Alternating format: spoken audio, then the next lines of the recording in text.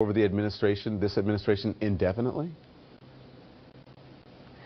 Well, look, it's a serious ongoing investigation, and I think the important thing we have to remember is what we all hope to get out of it is an understanding of what Russia did, how it did it, and how to stop it from happening again. Because, you know, this is sometimes portrayed as entirely about the last election, about what happened. You know, we're all interested in that. But the really interesting thing that we've got to make sure is that Russia can't do it again. In fact, that no country can do it again. So we do need to figure out what happened, how did it happen, how did they know what to do, how did they know where to do what they were doing. And one piece of what Mueller's investigation, I hope, looks at is we understand that the Russians are good at cyber. But how did they understand what precincts in Ohio to go into, what demographics to send those Facebook messages to, what part of the American electorate vote to suppress? So there's a whole bunch of these questions about the nature of the targeting that are important as well. And the goal has to be to make sure it doesn't happen again. We know that Robert Mueller has a long list of other current and former insiders that he's going to talk to as well, including Sean Spicer, Hope Hicks, Don McGahn. I think Hope Hicks may have already spoken. What do you see happening here as they answer questions about the firing of the former FBI Director James Comey and the statement that was written on Air Force One about Donald Trump Jr.'s meeting with the Kremlin-linked lawyer during the campaign? I think if you look at some of the stuff on the face of it, it's pretty clear that it is an attempt to, I don't want to use a loaded phrase like obstruct justice, but it was an attempt to impede an investigation that was moving in a direction that President Trump didn't want it to move. Now, whether that falls under the technical definition of obstruction of justice or not, I don't know. But clearly, I mean, President Trump has admitted it himself. The reason he got rid of Comey was he didn't like the way he was pursuing the Russia investigation. So my guess is Mueller is going to try and flesh that out and understand how purposeful it was, you know, how much planning went into it, how determined the president was to impede that investigation.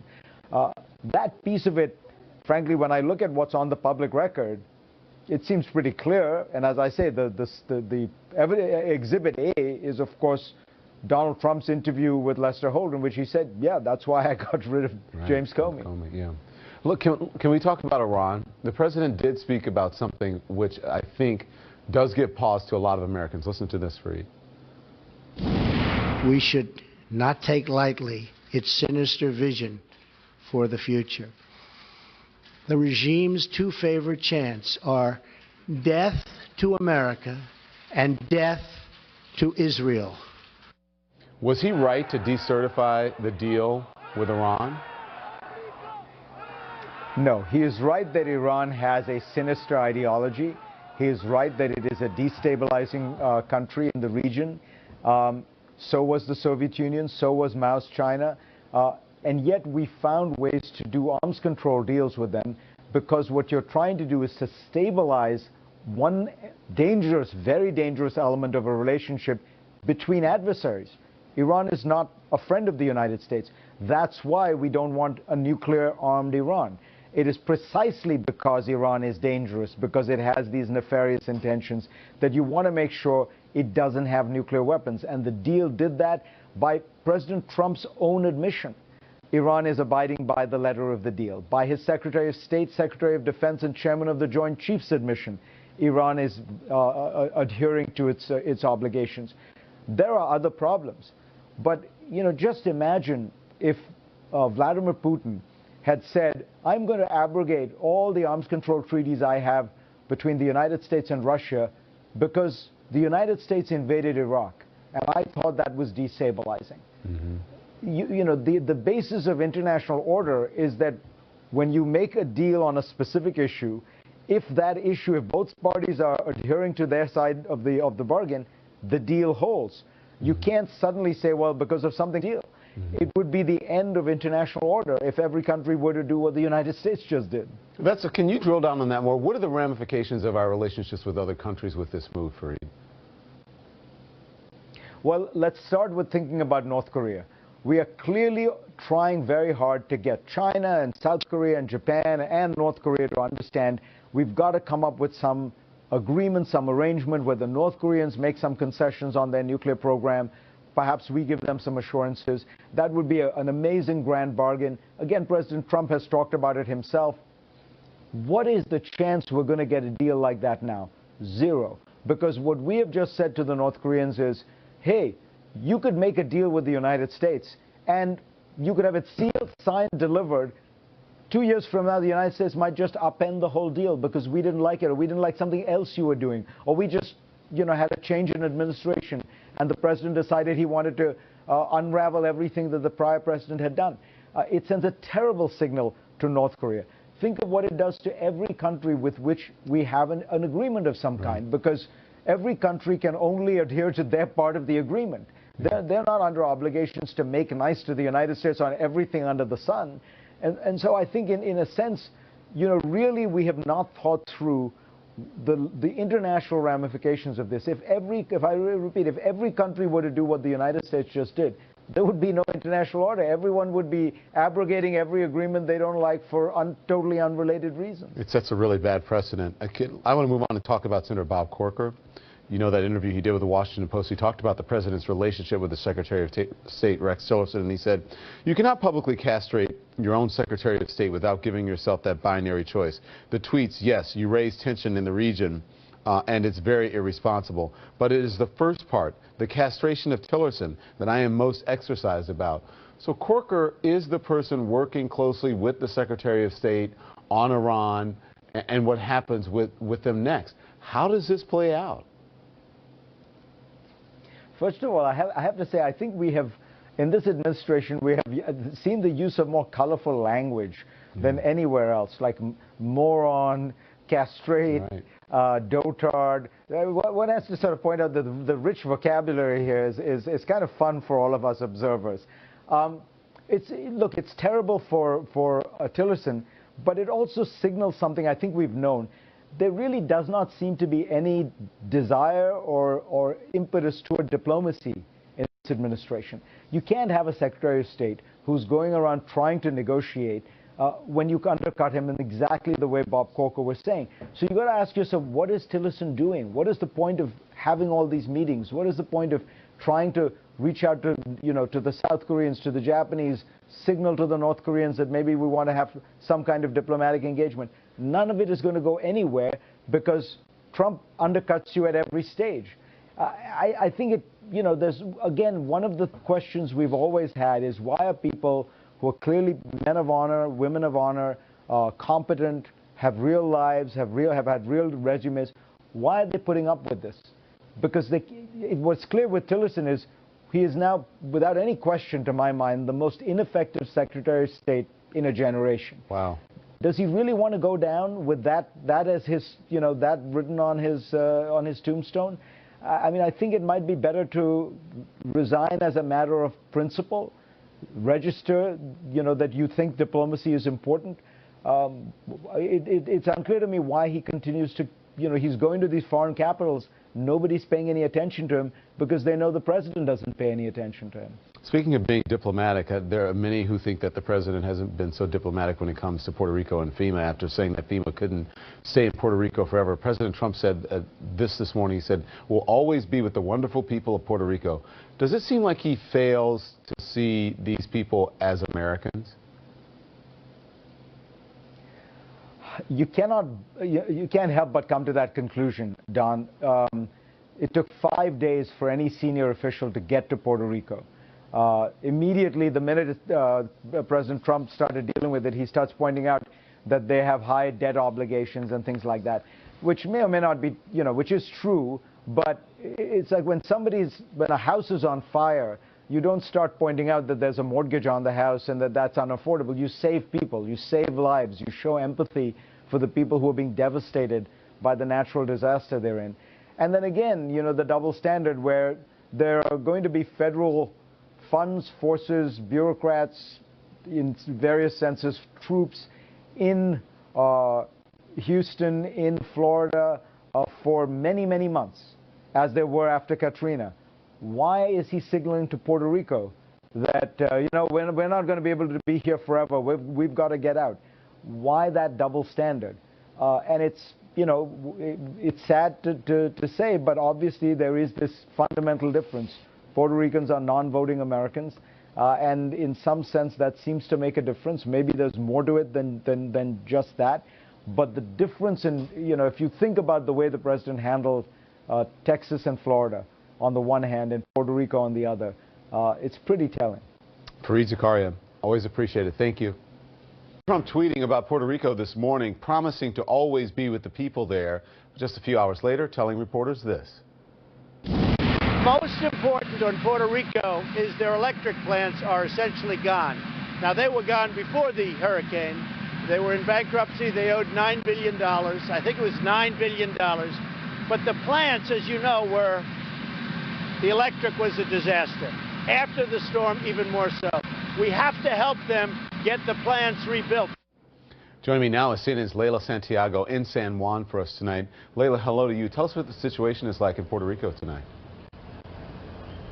The majority of the island, Don, without power, a third without water. You know, so many are still waiting for that power to cut back on. Only 9% has been restored. You flip that around, that means 91% without power. Even where we are right now at the convention center, which is the command post for the operation in recovery efforts, they do have power, but it is not reliable. They are going back and forth between generators and power as the rest of the island waits sort of in the darkness at night. In the meantime, as we head outside of San Juan and visit people in the western parts of the island, more remote areas, there are elderly that haven't been able to get the medications they need. Mothers concerned because they don't know how they will feed their babies beyond the next few days. So FEMA aid is moving, but still, if you talk to the people outside of San Juan, it's still not enough. To them fast enough, yeah. Why is the power situation getting worse? How is that happening, Leila? So overnight, because yes, the percentage of power restored did go down. Overnight, there was some sort of a failure in the central system. That is how the government explained it. And when you ask them long term, what is that long term goal, they will tell you that by the end of the month, they want 25% of power to be restored. So that still leaves a good chunk in the dark on a long-term basis. So the House Speaker Paul Ryan toured the island today. What message did he bring to the people of Puerto Rico?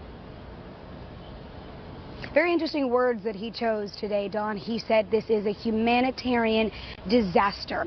He went on to highlight the $36 billion aid package that the House passed last night. And then he also said, he made a commitment. He said this is not the first aid package and it will not be the last. So sort of a change in tone from President Trump's visit. Many people saying that the House Speaker was engaged and appreciating his message today.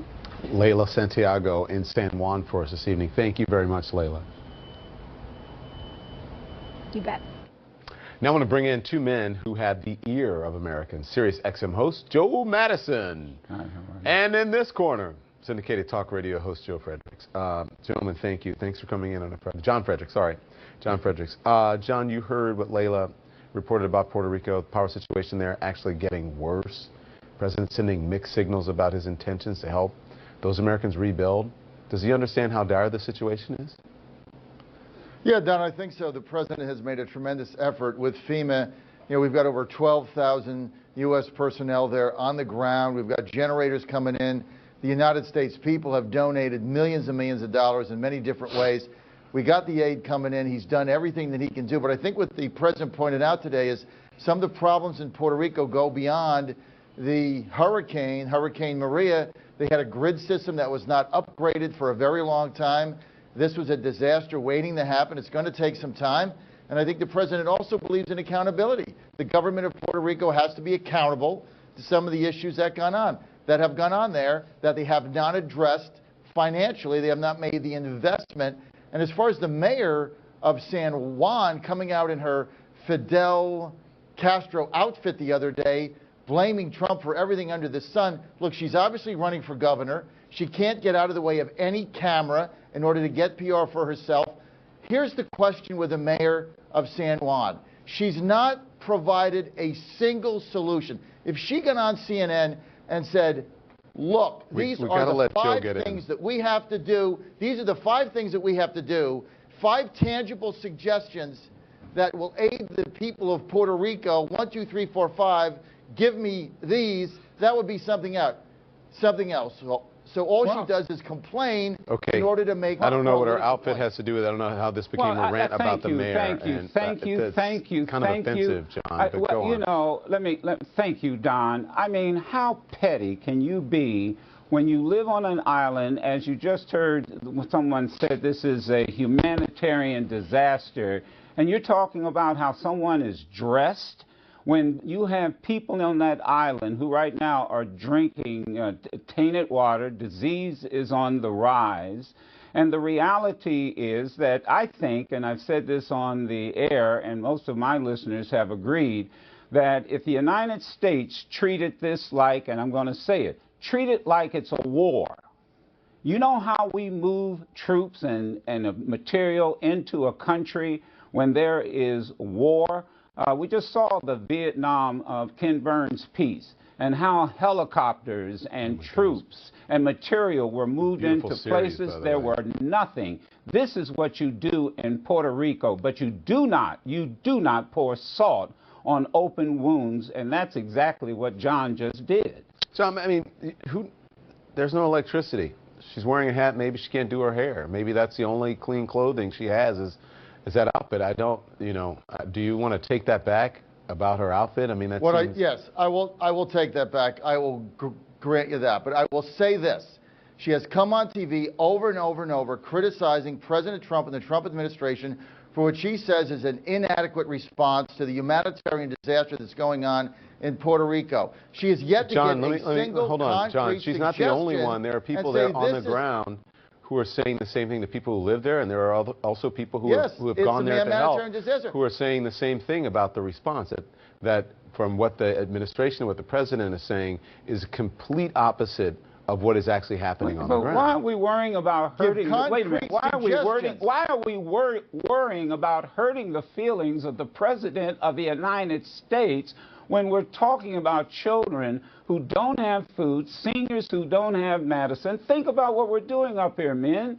We're looking at an island where 91% of the people don't have electricity. Right now, we're in a bright studio. They're in the dark. And you think I'm going to sit here and worry about Donald Trump's feelings? But give me a break. Who's talking about his feelings? You just Joe? Did. Yeah, I mean, that's what you said. She's criticizing Donald Trump. He's a big boy. He can handle himself. Criticizing Trump and the administration. That's Who cares? What I'm saying is, give me some solutions. Because the president treat it like a war. When we're at war, we move earth and heaven. Offered suggestions. She said she needed more water. They needed more supplies. They needed to get the electricity back up. She's actually offered some suggestions. She said, I don't understand why they can't get the supplies and the suggestions that we want, the things that we need to us, to Puerto Rico, which is not that far from the United States. I mean, we've got a big arsenal here of not only military, but also services, emergency services to help out Americans. Treat it like a war. The administration has flown in truck drivers. They've flown in water. They've got... It's a very difficult situation there. But the reason why we're having this discussion is because Trump and the Trump administration's response is being blamed for some kind of inadequacy in how they're handling Puerto Rico. And so what the president's saying is, look, we're doing everything that we can. That's the point. It's not they're not doing a great job at handling Puerto Rico, and they're saying that they are. They're not there. They don't live there. The people who are on the ground are saying that they're not doing a great job. So essentially, they're not telling the truth.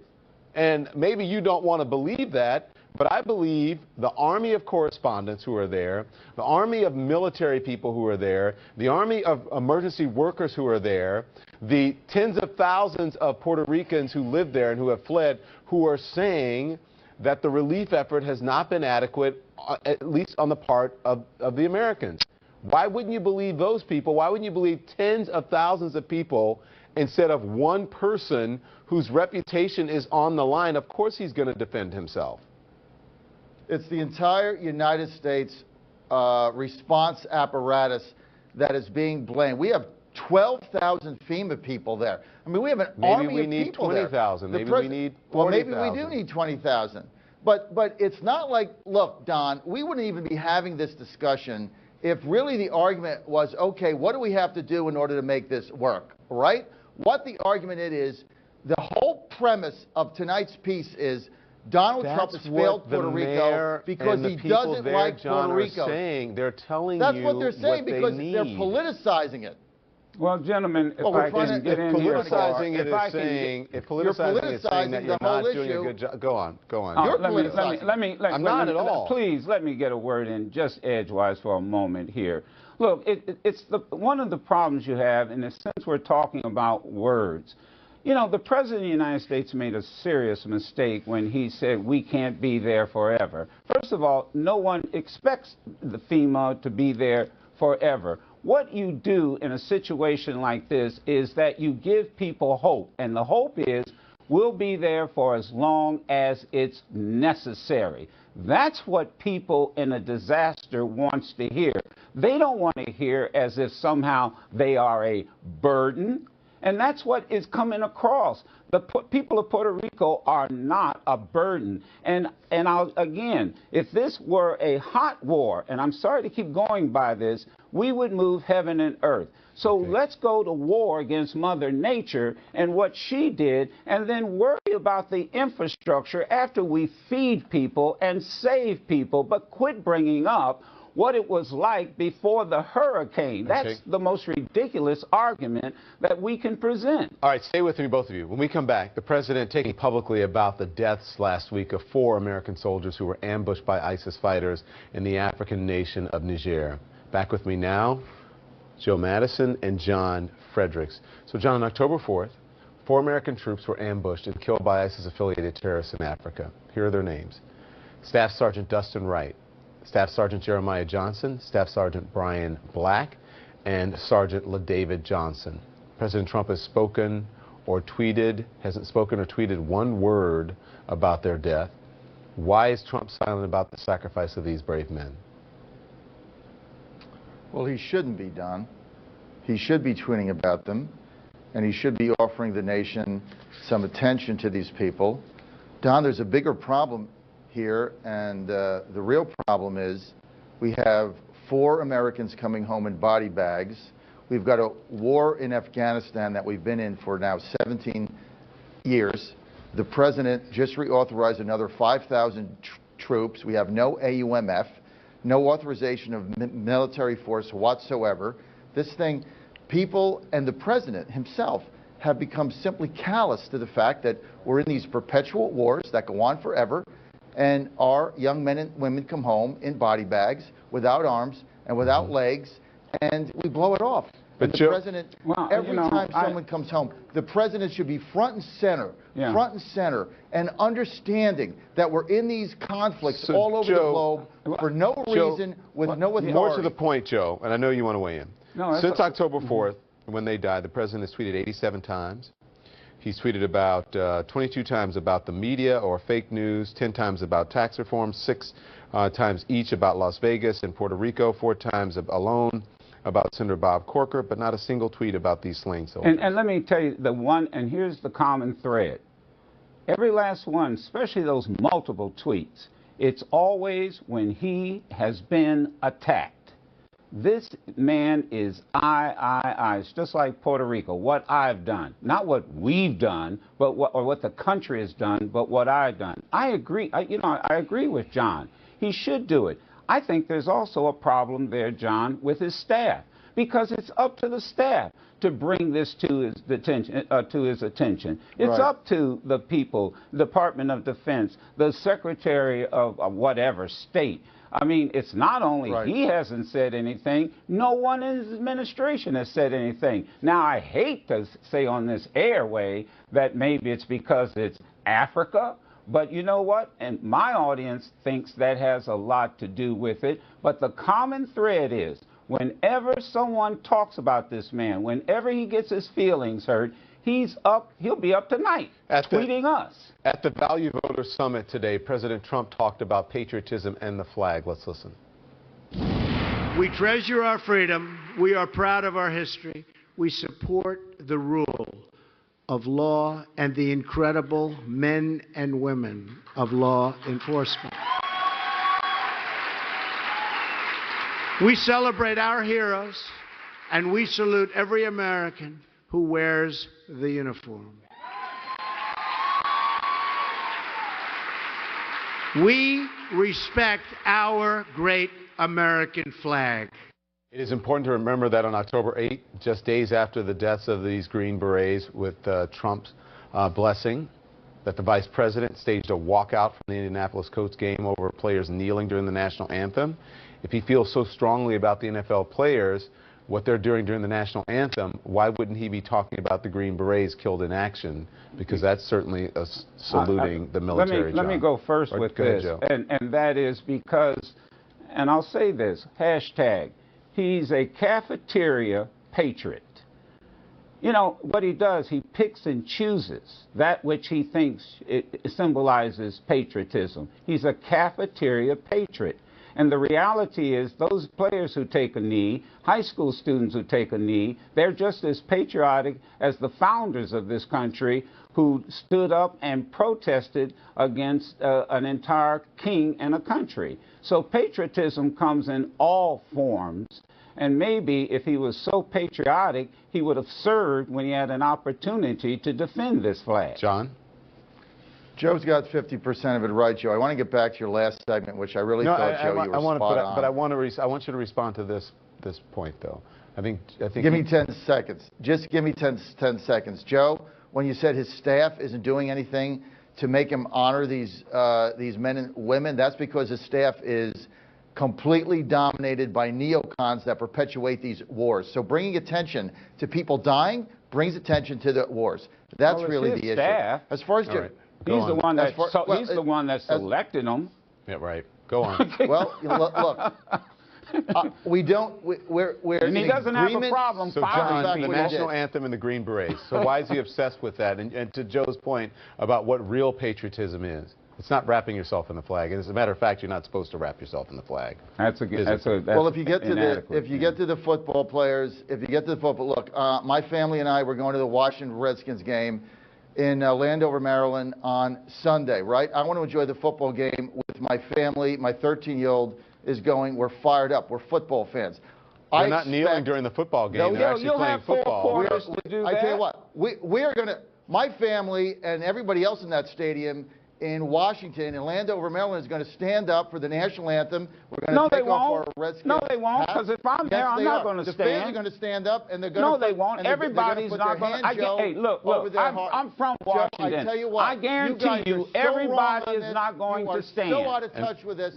There are going to be people at the concession stand. There are going to be people in the bathroom. Drinking a beer. People drinking a beer. There's going to be people walking to the stand. There's going to be people walking from their cars. Come on, let's get. Come on, John. Thank you, everyone. They want to honor. We shouldn't have to do it at the game, anyways.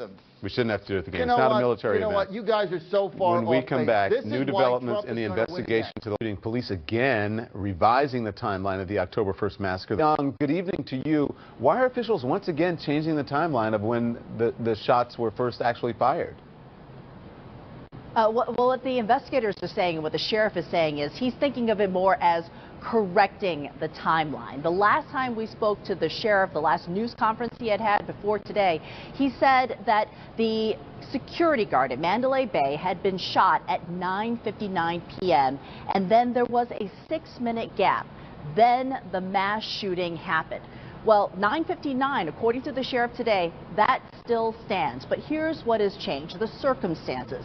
At 9:59, the sheriff says the security guard tried to enter a stairwell door on the 32nd floor. That doorway was barricaded. He radioed down and noted that time, 9:59. Well, then he had to go up a flight of stairs, across a higher floor, and then he made his way down towards the gunman's suite. And that was about 10:05, about 6 minutes later. That's when he was shot. That's the latest information that the sheriff says, and then the mass shooting happened. Now, just yesterday, Mandalay Bay MGM had disputed that 6-minute gap, sending out a statement saying that it was more of a 40-second gap. The sheriff today agreeing with MGM, saying that as this investigation unfolds, things will change. Here's what the sheriff said. There is no conspiracy between the FBI, between LVMPD and the MGM. Nobody is attempting to hide anything. Reference this investigation. The dynamics and the size of this investigation requires us to go through voluminous amounts of information in order to draw an accurate picture. And some of that material that they're going through, Don, it's hours of video, surveillance video, iPhone video, cell phone video, talking to a number of witnesses, 1,800 interviews, some 2,000 leads. So all of this, Don says, it simply adds up to an evolving timeline. Don? So, Kyung, while investigators are clearing up this timeline or revising it, as you say, are they any closer to a possible motive? Yeah, that's what's frustrating through all of this. Every single day that we speak to investigators out here, they keep saying they don't have a motive. This is unlike anything that they have ever seen. Anytime they do some sort of a crime, there's some type of electronic footprint. There's something that's left behind. Here, they don't really have anything yet. The sheriff says that an autopsy has been conducted on the gunman. On visual inspection, they looked at his brain. There's nothing there that suggests some sort of abnormality, just at least to the eye. Don, they are going to take microscopic samples of that brain to have that investigated a bit further, because right now they just don't have anything obvious as of yet. Kyung Law in Las Vegas. Kyung, thank you so much. When we come back, what does this new information, deadliest mass shooting in modern American history, now saying the gunman shot a hotel security guard around the time he began firing on the crowd, not 6 minutes earlier. The sheriff defending the work of his department. The word incompetence has been brought forward, and I am absolutely offended with that characterization. This is a very dynamic event, very big event. Thousands of people involved, humans involved in documentation. Here to discuss, Chris Swecker, former FBI Assistant Director for the Criminal Investigative Division, CNN legal analyst Mark O'Mara, a criminal defense attorney. Gentlemen, good evening to you. Mark, you first. You've been following this story since the start. Absolutely. What was your reaction when you heard the sheriff's voice? He is clearly very emotional. Well, absolutely, for a number of reasons. I doubt he slept very much in the past week. And then, of course, we know that his department has sort of been under this attack because people always question what law enforcement is doing and whether or not they're doing it quick enough. Let me tell you, LVMPD has done a phenomenal job. Those people have put themselves in the line of danger. It was basically a war zone. But I do challenge them for this, because there is one issue that I think needs to be looked at. When we first thought that 6 minute was there, that was devastating. But the issue still remains of this. We know that the murderer was a high roller, what's called a whale, in the parlance of casinos. The real question that I have, that I challenge Mandalay Bay to be transparent with and the cops to focus on, is what type of deference he was given. Why was he given a key to a freight elevator? Why was he given the type of deference that may have allowed him to set up the arsenal that he set up? That is going to be the question. We may never know why he did this, but the how is very intriguing, and that how is going to be determined by what he's done the few days before, when he was in the middle of what is basically a videotaped fortress, yet he was able to wander through with the type of arsenal he was able to. Chris, it's now 12 days since the shooting. Wow, 12 days. It seems like it's, it's just a couple days ago since that shooting. We're finally getting a complete timeline of what happened during those crucial moments before that gunman opened fire. What does this tell you about how this investigation is being handled so far? Well, first, I do not want an armchair quarterback, and I don't want to be perceived as being critical of the sheriff or the department. I'll just say at the outset that when you're an on-scene commander, you're trained to do a couple things. One is be objective, the other is to delegate effectively, and the third is get some rest. And I think the sheriff's a bit overwhelmed overwrought right now, and he needs to step back and just allow a spokesperson to take over at this point. As far as the details, the timeline, I'm not too troubled by the detail about the 6 minutes. I think he's just explained that away. The big one was when the original timeline was the security guard showed up after the shooting started. We now know that wasn't the case. So that now basically lays out a scenario where he didn't stop shooting because of an intervention by law enforcement. He stopped shooting for some other reason. Perhaps he killed himself. And so I think there are times when you have to step back and stop letting these little details come out in dribs and drabs and wait for the broader context. And I think from the very beginning, I think they've been driving out these little details when they should have been waiting for a broader picture to emerge. Yeah, and the sheriff only, and I agree. I mean, I think he's doing a great job, but it's such an emotional and draining story. Of course, we all want him to get rest, and we can all see that they've been working really hard. The sheriff only revealed this change after MGM put out a statement saying that the sheriff's timeline was not accurate. What does that tell you about the investigation and how different factions are working together? Well, clearly MGM is concerned about their liability. I'll put my lawyer hat on, and I know the head of security there. He's a former colleague of mine, and they've looked at that timeline very carefully, and I think they felt like when the 6 minute gap was there, that the inevitable avalanche of lawsuits are going to come in, and the finger would be pointing at them for not calling the police much sooner. So I think they felt like they had to get out there very quickly and get the information out there as to why that 6 minute gap really didn't exist. Mark, a quick response from you. Put on your lawyer hat because you are a lawyer, and you say what? Yeah, well, I've been contacted by some of the families about this situation, and what they want are answers and transparency, mainly from Mandalay Bay. Right. Certainly, if they will give us everything they have, and they have an enormous amount of information, get it to law enforcement. These families deserve answers. The nation deserves answers, and right now, Mandalay Bay has most of those answers in their files. Thank you, gentlemen. Have a great weekend. We'll be right back. Battles with the NFL, the passion that millions of Americans